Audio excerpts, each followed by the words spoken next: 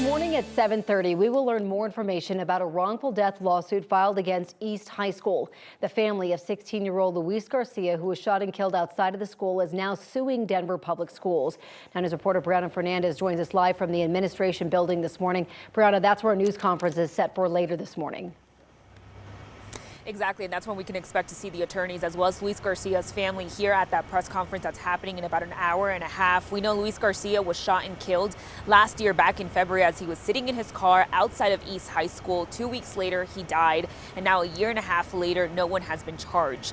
Now, we know in that wrongful death lawsuit against the district and East High School, the Garcia family believes they know who is responsible. That lawsuit names a child under 18 identified as AA and his mother identified as BB as defendants. And according to the complaint, the boy who wasn't identified was in a stolen car when he shot Garcia. It says his mom should have known her son had guns because of posts on social media. Most of the court documents really focus on DPS. Garcia's family claims the district failed to protect students by removing armed school resource officers and failing to maintain a safe environment. After Garcia was shot in a separate shooting at East High School when a student shot two deans, the school board brought back school resource officers. Now, we did reach out to DPS for comment. They said they do not comment on pending litigations. So we talked to our 9 News legal analyst about the case. It's going to be up to a jury to determine whether the prior incidents and the absence of a school resource officer is adequate to prove negligence, even without a felony conviction or any conviction at all. This civil lawsuit against the parent can go forward. Now, again, we are expecting that press conference to happen at 7:30 this morning. We will be live streaming that for you over on KTVD.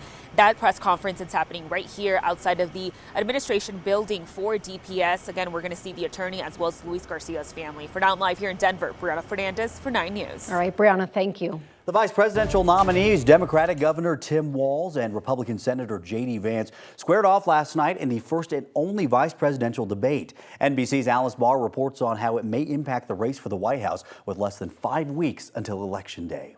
Virtual coin toss and in a largely civil debate, Minnesota Governor Tim Walz and Ohio Senator J.D. Vance frequently referenced common ground while sparring over profound policy disagreements on immigration. You've got to stop the bleeding. You've got to re-implement Donald Trump's border policies, build the wall, re-implement deportations. Governor Walz bringing up the tanked bipartisan border bill. Donald Trump said no.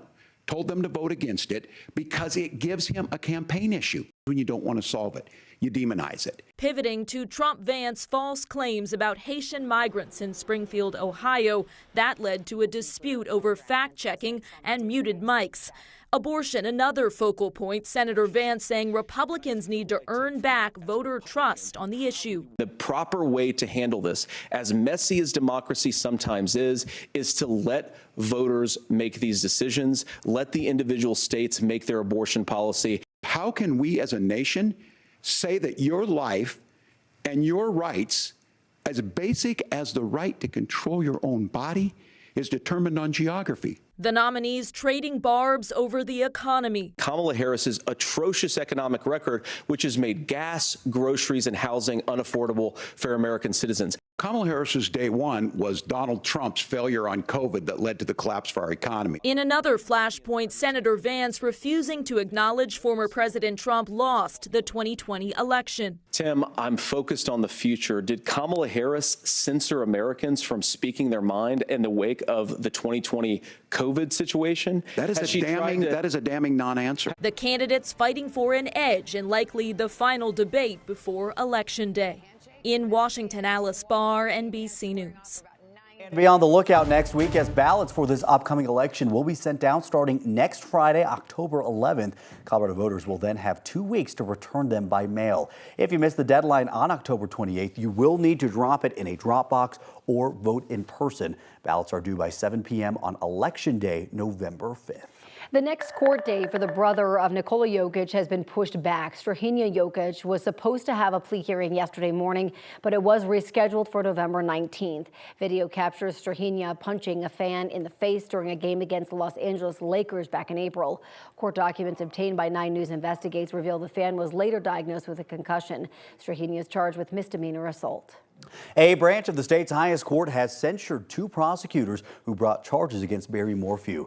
Mark Hurlburt and Robert Weiner settled their disciplinary charges for launching a secret investigation into the judge in the high-profile murder case against Morphew.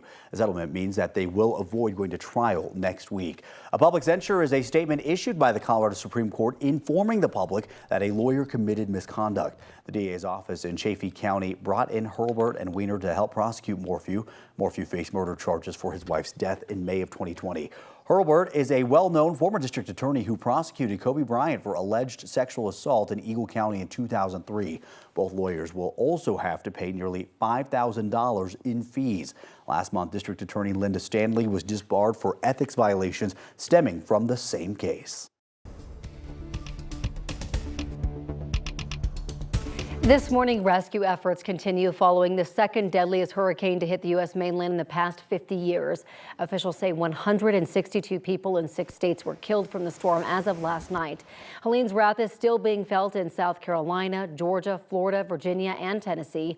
Today, President Biden is visiting an emergency operations center in Raleigh, North Carolina, to meet with officials and first responders. Right now, more than 20 Coloradans are helping people in the Southeast by volunteering for the Red Cross, but they can't stay forever. Yesterday, the Red Cross of Mile High issued an urgent appeal for volunteers willing to travel to help with disaster relief. Red Cross volunteers are typically deployed for 2 weeks. Kim Mills left his home in Highlands Ranch to help people in Florida by providing food, shelter, and emotional support. It's a way for me to give back. I spent my life in business, and now I've got some time on my hands, and this is my second career. I count this as my second job, to be a humanitarian and help others. The Red Cross has more than 1,000 volunteers responding to the disaster, but many of those volunteers are nearing the end of their deployments. Coming up on 9 News at 7 on KTVD, we're talking with the communication manager of American Red Cross of Colorado on how you can help out. If you'd like to step in, we have information on how you can help on our website at 9news.com. Weather-wise for today, good chance we get up to 90 degrees for us in Denver. This would be our latest 90-degree reading on record. There's no doubt.